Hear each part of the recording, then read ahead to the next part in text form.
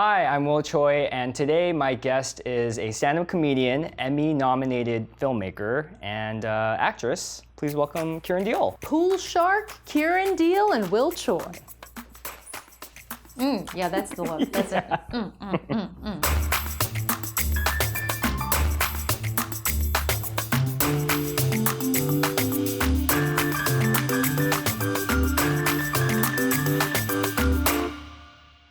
Go, Kiran, go. You can do it.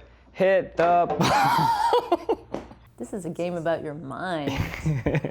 No need to be nervous. There you go. Yay! Oh, we did it. How did you get started doing comedy? I remember going to a comedy club in like my hometown when I was like 17 years old and had worked out all of this like garbage high school material. I don't think I've told anybody this. Okay. So then we go to the club and we were like so excited, and there was this comic on stage and I was with my like 3 friends. He goes, "Who's excited to be here?" And we all like raised our hands and we're like, "Woo!" you know?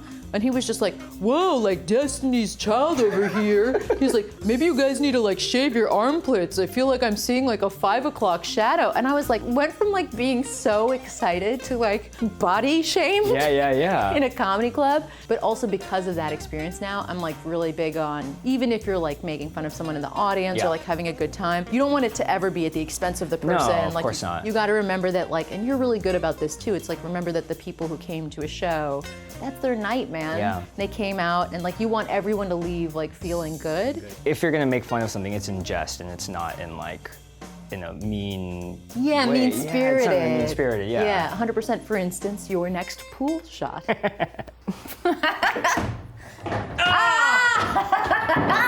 it! All right. What's the moment that you've had on stage where you like were like, I love this. This is it. This is what I want to do. I don't know if I had exactly like a moment like that, but what I will say is like a crowd, because like you get live energy. Yeah. Like I used to go to the Improv when I was like first starting out and had this night called Comedy Juice, killer after killer, and it's like you would literally hear like waves of like waves of laughter, almost like the ocean of laughter, and it's like the room was warm, like when it was done, and I was like, oh, like that's like so that special. feeling, that feeling of like, and being able to do that and create that and like literally like warm. Because you get that automatic feedback in a sense, where in the sense where if you're acting or if you're making a documentary, like you don't know until the process is like way over. Right. You know, or playing pool like brilliant geniuses that we are. Do you mean to make it jump? Or is that? Oh, I thought that was just. That's just bad technique. I was like, I thought that was a technique. I was like, look at the jumping. I love that. No. It's really all about faith. I don't know if you guys have read The Secret. Oh. Boom! Oh, very close. Where do you find inspiration for your jokes or your material?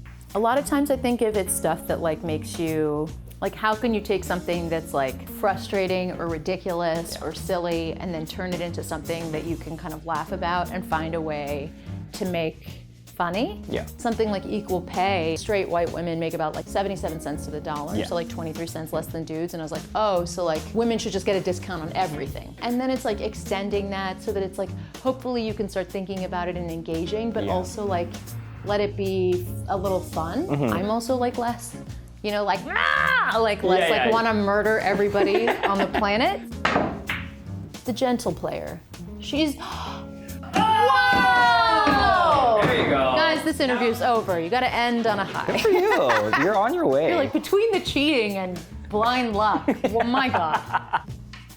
Who are your comedic heroes? Out of like big people, I think like Dana Carvey. I used to really love. I used to love Dana Carvey. I love Dana Carvey. Yes. I mean, so like I would like recite pieces of his stand-up and stuff. I loved him.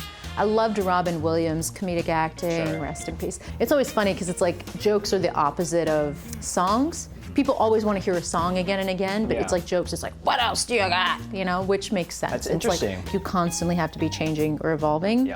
Or stagnate and die. I was like, I'm aiming for the second one.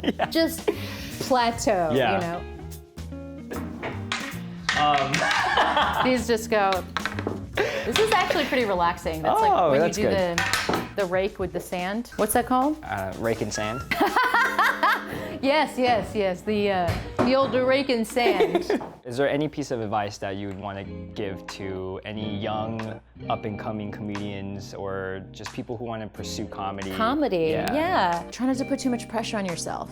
Yeah, but don't think about it that you're going to be on stage one time. Think about you're going to be on stage 7,000 times, 10,000 times. And then it like makes everything a little less precious and it makes it like kind of a journey, and try to enjoy yourself, because at the end of the day, it's comedy. You know, and if you're not enjoying yourself, then you're just playing a terrible game of pool. So we won pool. We broke the game. Yeah. In a good way. In a good way. The pool gods would be very happy with. Yeah. We like leave and then just immediately get hit by a car. And it's like, that's what the pool gods think of you! How dare you!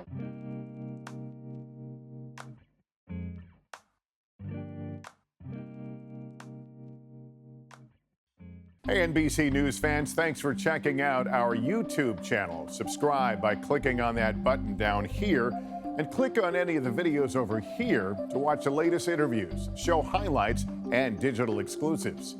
Thanks for watching.